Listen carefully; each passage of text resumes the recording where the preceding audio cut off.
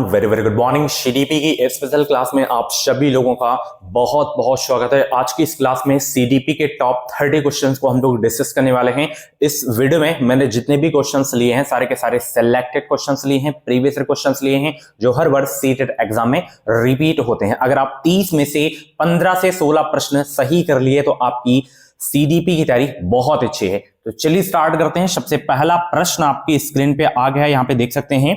विकास एक डैश प्रक्रिया है जिसकी शुरुआत डैश के समय होती है। बताइए विकास एक जो है कौन सी प्रक्रिया है जिसकी शुरुआत किसके समय होती है, आपको बताना है। गुड मॉर्निंग सभी को भाई, गुड मॉर्निंग। सभी लोग जवाब देने का प्रयास करेंगे। पहले प्रश्न का राइट आंसर क्या हो जाएगा?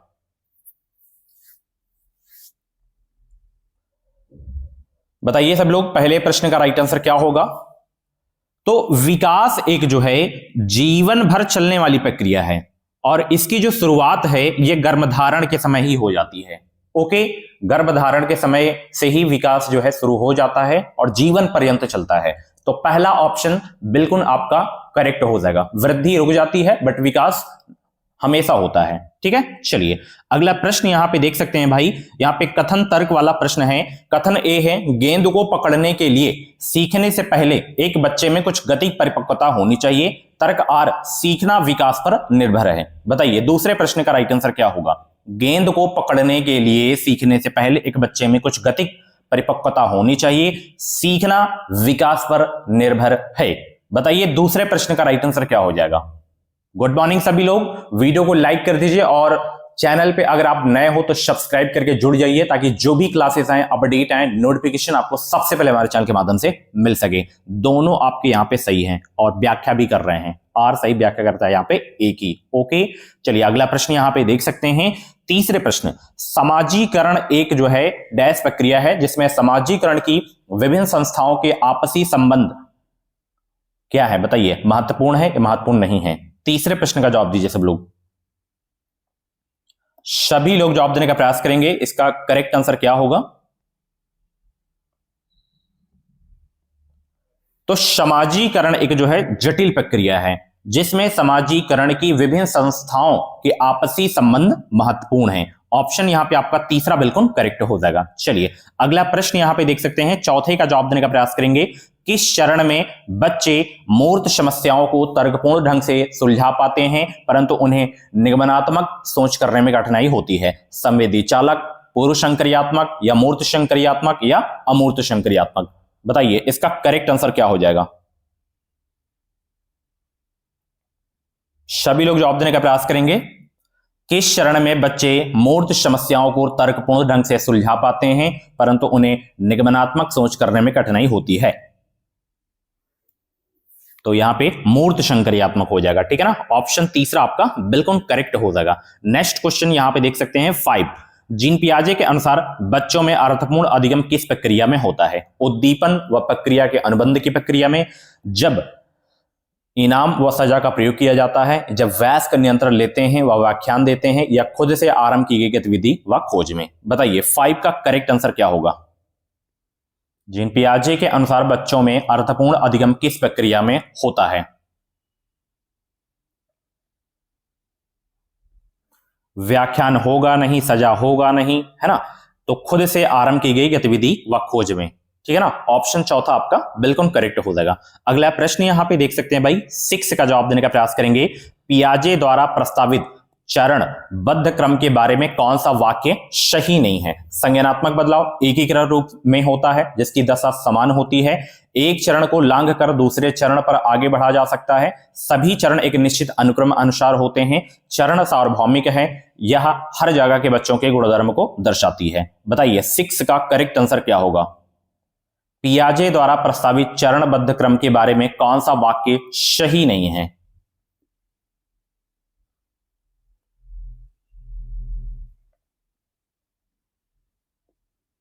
तो सही नहीं आपका दूसरा वाला नहीं है कि एक चरण को लांघ कर दूसरे चरण पर आगे बढ़ा जा सकता है। ठीक है, चलिए अगला प्रश्न यहां पे देख सकते हैं 7 कि कोहल वर्ग के अनुसार नैतिक विकास के पूर्व पारंपरिक स्तर की क्या विशेषता है? इस बात पर ध्यान कि सांस्कृतिक कारक और जेंडर नैतिक विकास को कैसे प्रभावित करते हैं, नियमों का पालन या अवज्ञा अच्छे या बुरे परिणामों से निर्धारित होता है, व्यक्ति अपने कार्यों के परिणामों पर ध्यान केंद्रित करने के बजाय दूसरों की अपेक्षा को बनाए रखने का प्रयास करता है, स्व चुने हुए नैतिक सिद्धांतों का पालन जो सार्वभौमिक है। बताइए इसका करेक्ट आंसर क्या हो जाएगा भाई? 7 का जवाब दीजिए सब लोग। कोहल वर्ग के अनुसार नैतिक विकास के पूर्व पारंपरिक स्तर की क्या विशेषता है? और भी क्लासेस आपको प्लेलिस्ट में मिल जाएंगी, तो इस क्लास को देखने के बाद आप प्लेलिस्ट में जाइएगा, वहां पे हर एक सब्जेक्ट की क्लास आपको मिल जाएगी। तो कोहल वर्ग के अनुसार नैतिक विकास के पूर्व पारंपरिक स्तर की जो है क्या विशेषता है? नियमों का पालन या अवज्ञा अच्छे या बुरे परिणामों से निर्धारित होता है। दूसरा ऑप्शन बिल्कुल आपका करेक्ट हो जाएगा। चलिए अगला प्रश्न यहां पे देख सकते हैं, 8वें का जवाब देने का प्रयास करेंगे। लेवाइगोस्की के अनुसार बच्चों की संज्ञानात्मक क्षमता पर अपने से अधिक योग्य व्यक्तियों के साथ अंतःक्रिया का क्या प्रभाव पड़ता है? कोई प्रभाव नहीं पड़ता, नकारात्मक प्रभाव पड़ता है, या सुसाधित होता है, या घटती है? बताइए सभी लोग 8 का करेक्ट आंसर क्या होगा? लेवाइगोस्की के अनुसार बच्चों की संज्ञानात्मक क्षमता पर अपने से अधिक योग्य व्यक्तियों के साथ अंतःक्रिया का क्या प्रभाव पड़ता है?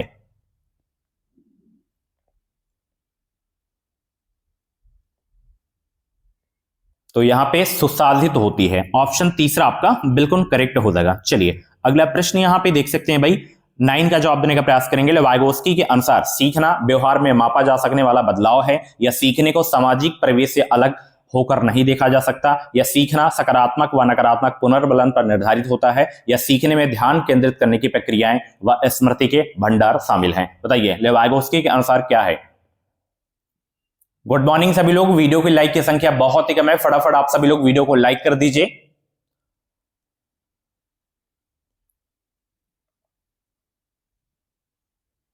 तो लेवाइगोस्की के अनुसार सीखने को सामाजिक परिवेश से अलग होकर नहीं देखा जा सकता। ऑप्शन दूसरा आपका बिल्कुल करेक्ट हो जाएगा। चलिए अगला प्रश्न यहां पे देख सकते हैं, 10 का जवाब देने का प्रयास करेंगे। अंतः व्यक्तिक बुद्धि की क्षमताओं में क्या शामिल है? छवियों और चित्रों में सोचने की क्षमता, सटीक और अमूर्त रूप से कल्पना करने की क्षमता, या अपनी भावनाओं से अवगत होना और अपनी क्षमताओं को पहचानना, या ताल लय स्वर माधुर्य के प्रति संवेदनशीलता, या विशिष्ट ताल स्वरों और लय के बीच अंतर करने की क्षमता जिसे पहचानने में अन्य चूक सकते हैं? बताइए 10 का करेक्ट आंसर क्या हो जाएगा भाई? सभी लोग दीजिए फटाफट 10 का राइट आंसर क्या होगा? अंतः व्यक्तिक बुद्धि की क्षमताओं में क्या शामिल है? गुड मॉर्निंग सभी को भाई, गुड मॉर्निंग सभी लोग जवाब देने का प्रयास करेंगे। हर एक प्रश्न का जवाब आना चाहिए कमेंट बॉक्स में। अंतः व्यक्तिक बुद्धि की क्षमताओं में क्या शामिल है? अपनी भावनाओं से अवगत होना और अपनी क्षमताओं को पहचानना। दूसरा ऑप्शन बिल्कुल करेक्ट हो जाएगा। चलिए नेक्स्ट क्वेश्चन यहां पे देख सकते हैं, 11 का जवाब देने का प्रयास करेंगे। एक शहर को डिजाइन करने वाले एक वास्तुकार और एक जटिल चित्र पर काम करने वाले कलाकार में कौन सी बुद्धि अधिक होने की संभावना है? स्थानिक बुद्धि, भाषाई बुद्धि, या संगीत में बुद्धि, या अंतः व्यक्तिक बौद्धिकता? 11 का करेक्ट आंसर क्या होगा? जवाब देने का प्रयास करेंगे। एक शहर को डिजाइन करने वाले एक वास्तुकार और एक जटिल चित्र पर काम करने वाले कलाकार में कौन सी बुद्धि अधिक होने की संभावना है? 11 का जवाब देने का प्रयास करेंगे सब लोग। बताइए कौन सी बुद्धि अधिक होने की संभावना है? स्थानिक बुद्धि। ऑप्शन पहला आपका बिल्कुल करेक्ट हो जाएगा। चलिए नेक्स्ट क्वेश्चन आपकी स्क्रीन पे आ गया है। एक प्रगतिशील कक्षा में पाठ्य चर्चा किस प्रकार की होती है? बेहद कठोर व संरचित, जिसमें बच्चे को कोई स्वायत्तता ना हो, या विषयों को खंडित रूप में संगठित करती है जिसमें विषयों का कोई पारस्परिक संबंध ना हो, या बच्चों की रुचियों व क्षमताओं के अनुरूप संगठित की जाती है, या जानकारी को आसंगित टुकड़ों में प्रस्तुत करती है? बताइए इसका करेक्ट आंसर क्या हो जाएगा भाई? एक प्रगतिशील कक्षा में पाठ चर्चा किस प्रकार की होती है?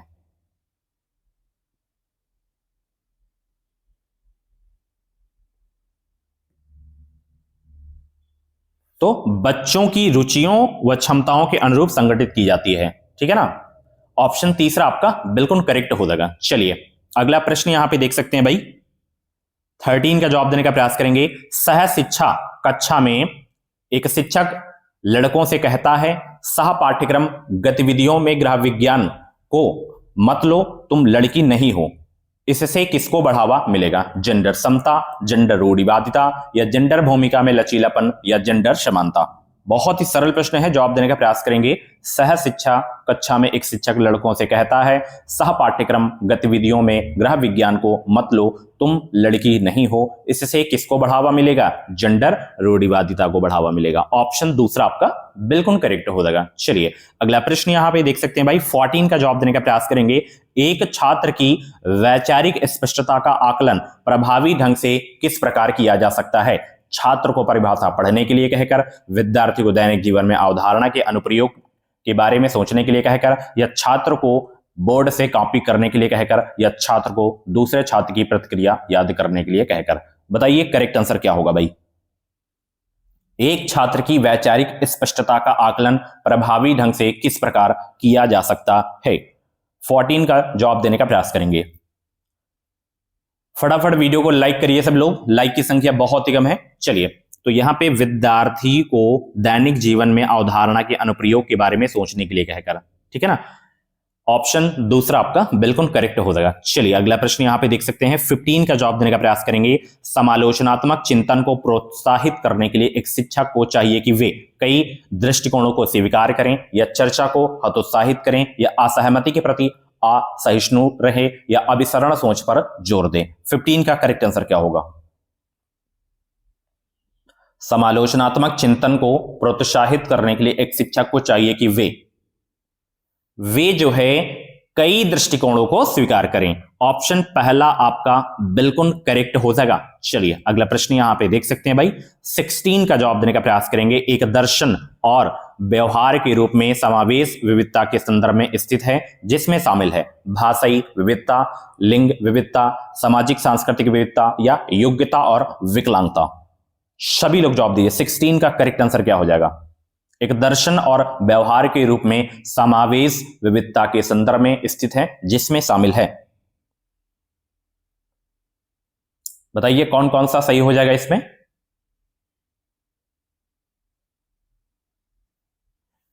तो इसमें भाषाई विविधता भी शामिल है, लिंग विविधता भी शामिल है, सामाजिक सांस्कृतिक विविधता भी शामिल है, योग्यता और विकलांगता भी, चारों शामिल हैं। ओके, ऑप्शन चौथा आपका बिल्कुल करेक्ट हो जाएगा। चलिए अगला प्रश्न यहां पे देख सकते हैं भाई, 17 का जवाब देने का प्रयास करेंगे।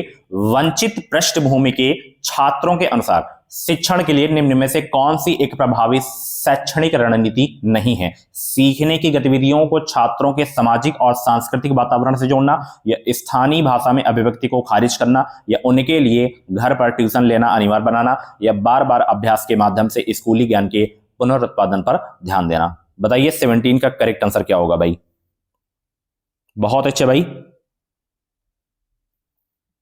गुड मॉर्निंग सभी को।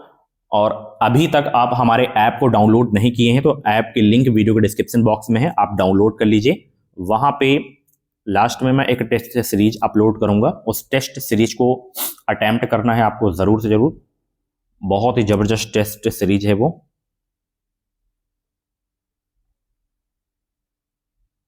बताइए इसका करेक्ट आंसर क्या होगा भाई?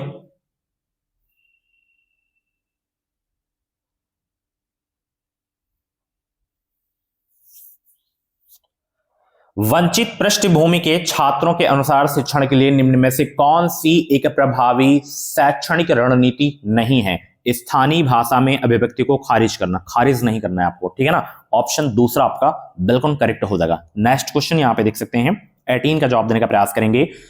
किसके साथ संघर्ष करने वाले छात्रों को अक्सर गणितीय अवधारणाओं और गणना में कठिनाई का सामना करना पड़ता है? गुणज वैकल्य, पठन वैकल्य, लेखन वैकल्य, या स्वालीनता?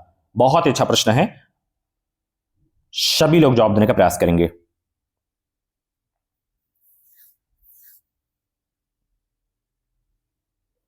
तो गणितीय अवधारणाओं और गणना में कठिनाई का सामना करना पड़ता है जो गुणज वैकल्य के साथ संघर्ष कर रहे होते हैं, यानी कि डिस्कैलकुलिया। ऑप्शन पहला आपका बिल्कुल करेक्ट हो जाएगा। चलिए अगला प्रश्न यहां पे देख सकते हैं, दृष्टि की सहायता के लिए एक सहायक तकनीक है, बड़े मुद्रण वाली वर्कशीट, वाक चलित कंप्यूटर, कैलकुलेटर, या आवर्धक लेंस?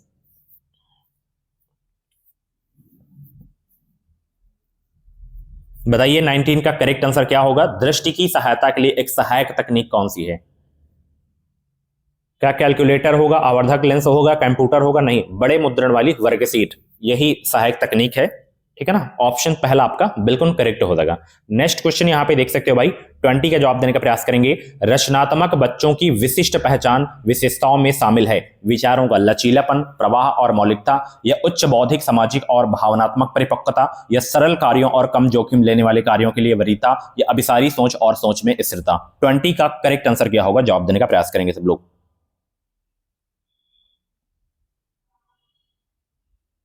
रचनात्मक बच्चों की विशिष्ट पहचान विशेषताओं में शामिल है विचारों का लचीलापन, प्रवाह और मौलिकता शामिल है। ऑप्शन पहला आपका बिल्कुल करेक्ट हो जाएगा। नेक्स्ट क्वेश्चन यहां पे देख सकते हो भाई, 21 का जवाब देने का प्रयास करेंगे।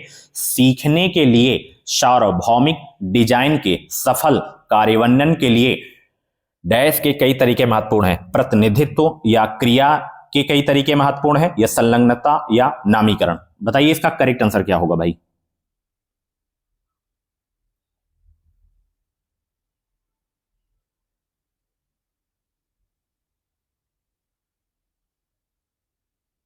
सभी लोग जवाब देने का प्रयास करेंगे, इसका करेक्ट आंसर क्या होगा।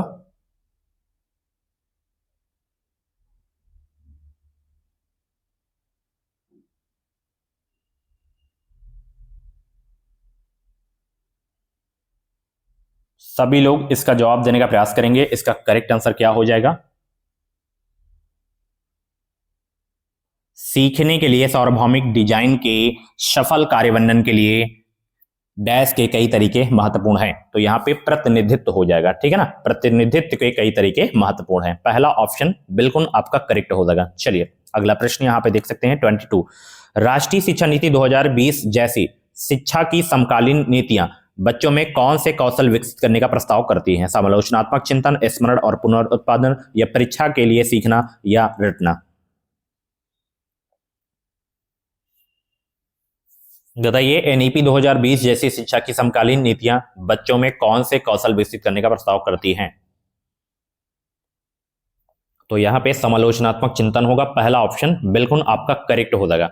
अगला प्रश्न यहां पे देख सकते हो भाई, 23 का जवाब देने का प्रयास करेंगे। विद्यार्थियों के अर्थपूर्ण अधिगम को बढ़ावा देने के लिए निम्नलिखित में से किस प्रक्रिया के लिए बच्चों को प्रोत्साहित नहीं करना चाहिए। अन्वेषण और प्रयोग, या परासंज्ञान के लिए, या चर्चा और बहस, या निष्क्रिय श्रवण। बताइए किस प्रक्रिया के लिए बच्चों को प्रोत्साहित नहीं करना चाहिए।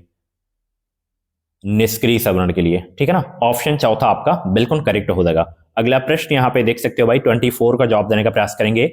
स्कूल और विशेष रूप से शिक्षकों को छात्रों की विफलता को किस तरह समझना चाहिए। छात्रों की कमजोर शैक्षणिक क्षमताओं का प्रतिबिंबन, या शिक्षक की कमजोर क्षमताओं का प्रतिबिंबन, या एक व्यवस्थागत मुद्दा जिसमें स्कूल को शिक्षण प्रणालियों पर प्रतिबिंबन करने की आवश्यकता है, या समुदायों का मुद्दा क्योंकि गरीब आर्थिक वर्ग के बच्चों को अन्य बच्चों की तरह एक ही स्कूली तंत्र में शिक्षित नहीं किया जा सकता। बताइए इसका करेक्ट आंसर क्या होगा, फटाफट जवाब दीजिए। स्कूलों और विशेष रूप से शिक्षकों को छात्रों की विफलता को किस तरह समझना चाहिए।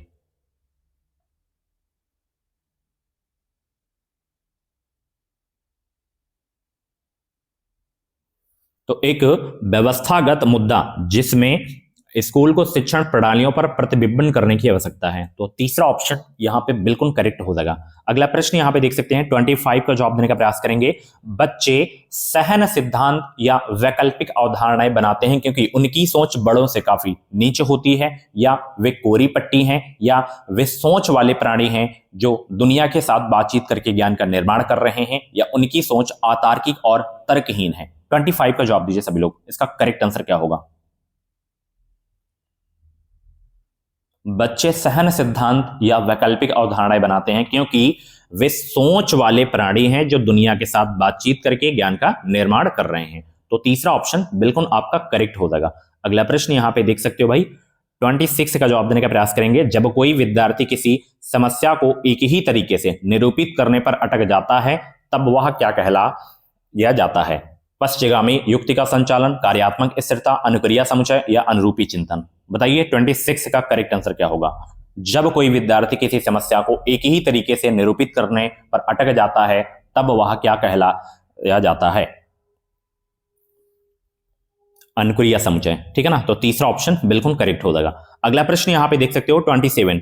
कथन तर्क वाला यहाँ पे प्रश्न है कि समस्या समाधान पढ़ाते समय शिक्षकों को चाहिए कि वे बच्चों को अपनी सोच के बारे में सोचने और सीखने के तरीके पर ध्यान केंद्रित करने के लिए हतोत्साहित करें। यह संज्ञानात्मक क्षमताओं का विकास समस्या समाधान में बाधा डालता है। बताइए इसका करेक्ट आंसर क्या होगा भाई, फटाफट जवाब दीजिए। देखिए पहला तो आपका गलत हो गया है ना, तो ए गलत तो इसमें कोई है नहीं है, तो ये दोनों गलत हो जाएंगे। ठीक है, चलिए अगला प्रश्न यहाँ पे 28 कथन तर्क वाला है कि शिक्षकों को मध्य विद्यालय के छात्रों को विस्तार से बताना चाहिए कि उन्हें क्या करना है, जिसमें क्या, कैसे, कब और सीखना है।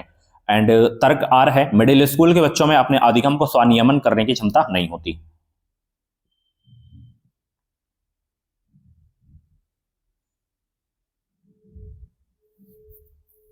तो ये भी आपका गलत है, दोनों गलत हैं इसमें। ठीक है, चलिए अगला प्रश्न यहां पे देख सकते हो 29 योग्यता को डैश और असफलता को किसके रूप में सोचना छात्रों को अधिक प्रयास करके अधिक मेहनत करके लिए प्रेरित करता है। स्थिर अपमानजनक स्थिर सीखने का अवसर, वृद्धिशील अपमानजनक वृद्धिशील सीखने का अवसर। बताइए इसका करेक्ट आंसर क्या होगा भाई, फटाफट जवाब दीजिए।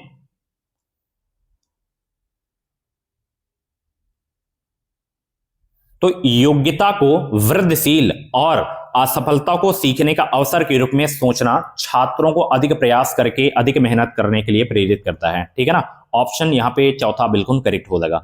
नेक्स्ट क्वेश्चन यहां पे देख सकते हो भाई, लास्ट क्वेश्चन है निम्नलिखित में से कौन सा कारक सीखने को प्रभावित करता है। बताइए छात्र का सामाजिक सांस्कृतिक संदर्भ, छात्र की आयु, एक अवधारणा को पढ़ाने के लिए शैक्षणिक रणनीतियां, छात्र की क्षमता के बारे में शिक्षक का विश्वास।